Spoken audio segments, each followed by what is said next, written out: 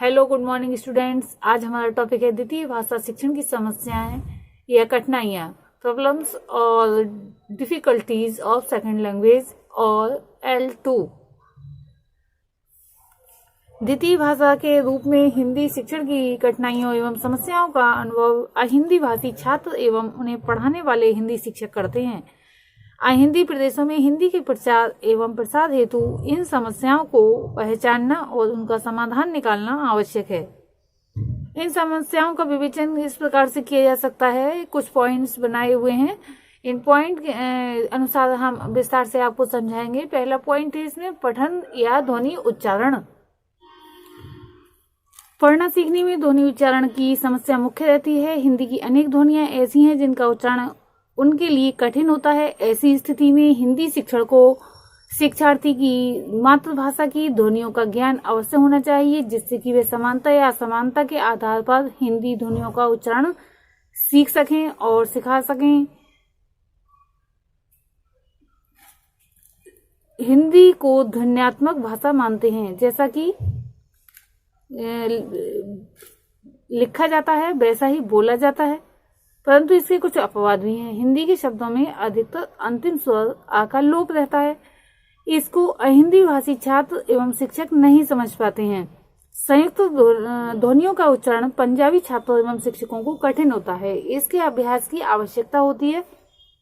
अहिंदी भाषी विद्यार्थी को हिंदी ध्वनियों का उच्चारण सीखने के लिए हमें उनकी मातृभाषा की ध्वनियों का भी अच्छा ज्ञान प्राप्त कर लेना चाहिए और जहां तक आवश्यकता हो उसे तुलना करके हिंदी ध्वनियों का शुद्ध उच्चारण सिखाना चाहिए।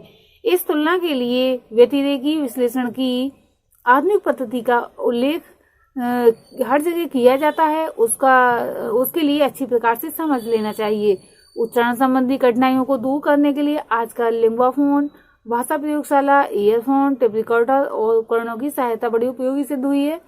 इसके द्वारा विद्यार्थी अपेक्षित ध्वनियों को बार बार सुनकर कानों को अभ्यस्त कर लेता है और अनुकरण द्वारा शुद्ध उच्चारण करने लगता है। स्वरों और व्यंजनों को चार्ट बनाकर उच्चारण स्थान और प्रयत्न का सही रूप प्रदर्शित करके उच्चारण संबंधी कठिनाइयों को बहुत कुछ दूर किया जा सकता है।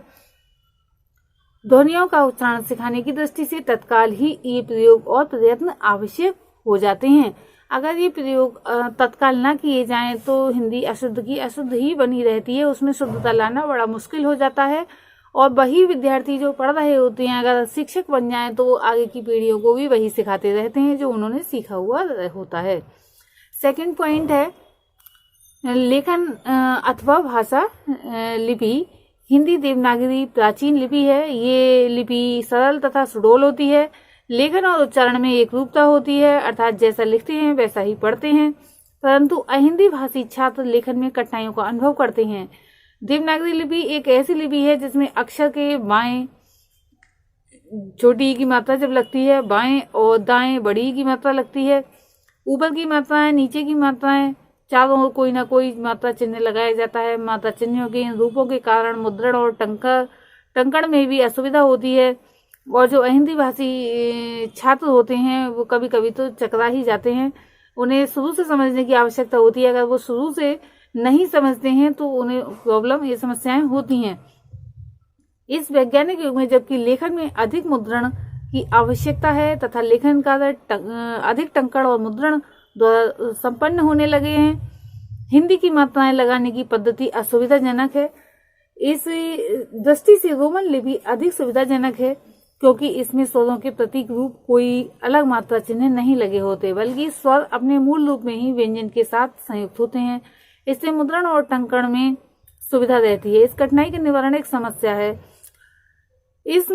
हम जो है मात्रा चिन्हों को तो नहीं बदल सकते, पर अक्षर लिखने की एक सुनिश्चित प्रणाली बनाकर या अपनाकर इसे कम अवश्य कर सकते हैं। अक्षर सिखाते समय बालकों को ये बताना चाहिए कि कौन सा अक्षर कहाँ से प्रारंभ करें और किस प्रकार मोड़ देते हुए कैसे समाप्त करें और मात्रा कैसे लगाई जाए।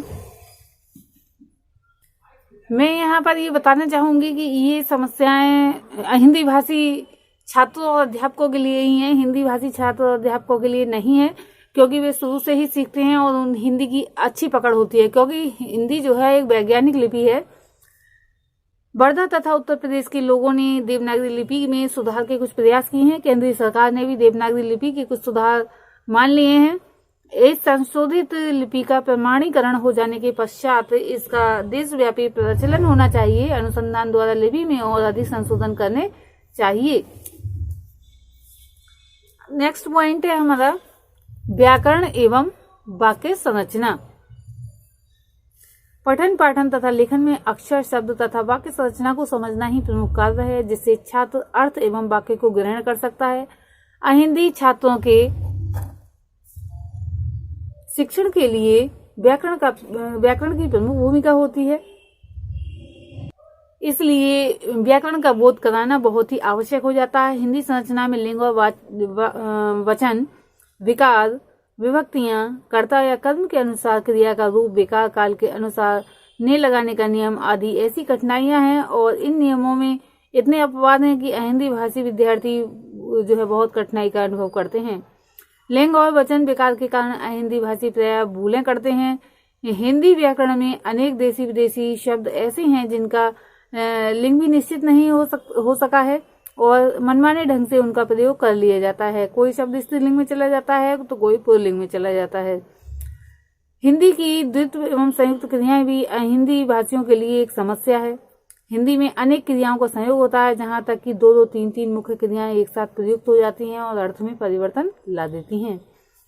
वह उठ बैठा में उठना, बैठना या उठ खड़ा हुआ में उठना, खड़ा होना मुख्य क्रियाएं हैं और एक साथ प्रयुक्त हुई हैं। डालना, बैठना, पाना, जाना, लेना, पढ़ना, चुकना आदि क्रियाएं प्राय अन्य क्रियाओं के साथ प्रयुक्त होकर एक विशेष अर्थ देती हैं। ये संयुक्त क्रियाएं हिंदी की अपनी विशेषताएं हैं, जो भाषा को विशेष मुहावरेदार बनाने और अर्थ में चमत्कार लाने की दृष्टि से बड़ी उपयोगी सिद्ध होती हैं। इनका प्रयोग हिंदी भाषी के लिए तो सहज और स्वाभाविक लगता है, पर अहिंदी भाषी के लिए एक समस्या है। इन संयुक्त क्रियाओं का भी प्रयोग पूर्णतः व्याकरण के अनुसार नहीं हो सकता। हमें इसका भी पूर्ण परिनिष्ठता के साथ जो है स्थिर कर लेना चाहिए।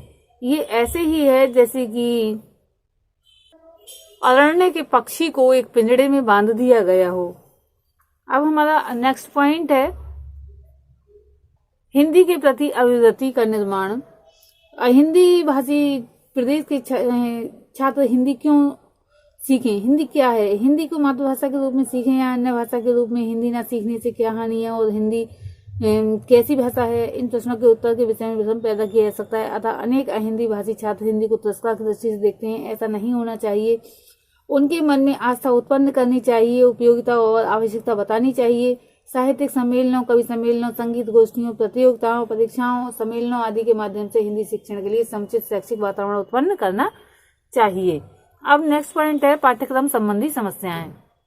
हिंदी भाषी छात्रों का पाठ्यक्रम कितना होना चाहिए, इसका जो है पहले से ही निश्चय कर लेना चाहिए। पाठ्य पुस्तकों संबंधी समस्या, यानी कि जैसी हिंदी भाषी छात्रों के लिए पाठ्य पुस्तकें होती हैं वैसी ही उनके लिए हिंदी भाषियों के लिए हो जाती हैं। ऐसा नहीं होना चाहिए, थोड़ा सा अंतर होना चाहिए। उन्हें पाठ्य पुस्तकें सरल भाषा में लिखी जानी चाहिए। नेक्स्ट लास्ट पॉइंट है हिंदी भाषी क्षेत्रों में हिंदी अध्यापक। हिंदी के उपयुक्त अध्यापकों की समस्या करना भी एक आवश्यक है। सभी प्रदेशों में हिंदी अध्यापकों को प्रशिक्षित होना चाहिए, ये आवश्यक माना गया है। हिंदी का पठन पाठन बढ़ रहा है, अतः हिंदी के लिए अनेक अध्यापक चाहिए। इन अध्यापकों के लिए वेतन एवं सुविधाओं की उचित व्यवस्था होनी चाहिए, जिससे हिंदी अध्यापक बनने में हीन भावना से प्रभावित न हो। भाषा अपने स्वरूप में वाक्यात्मक है। वाक्य की रचना वाचक एवं द्योतक शब्दों के संयोग से होती है। द्योतक शब्दों में इसमें परसर्गों का स्थान सबसे अधिक महत्वपूर्ण है। छात्रों एवं छात्राध्यापकों की त्रुटियों का मुख्य क्षेत्र परसर्ग है। यदि इन पर प्रयोगाधिकार प्राप्त कराने के कुछ उपाय बताए जा सकें तो अधिक जो है अहिंदी भाषी क्षेत्र में हिंदी के प्रचार प्रसार की गति में पर्याप्त तीव्रता आ सकेगी। ये वैज्ञानिक भाषा है और इस पर विशेष ध्यान देना चाहिए। आज के लिए इतना ही, धन्यवाद।